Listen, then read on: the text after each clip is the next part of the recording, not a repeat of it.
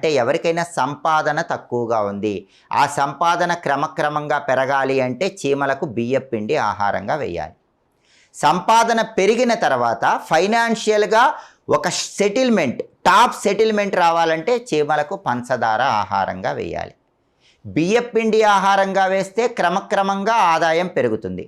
పంచదార ఆహారంగా వేస్తే ఆదాయం పరంగా ఒక స్థిరత్వం ఏర్పడుతుంది. బెల్లం ఆహారంగా వేస్తే వృత్తిపరంగా స్థిరత్వం కలుగుతుంది.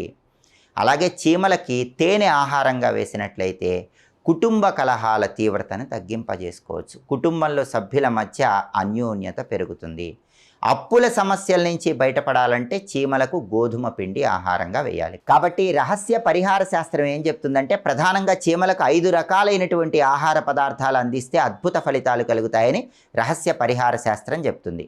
1 గోధుమ పిండి, 2 బియ్యం పిండి, 3 పంచదార.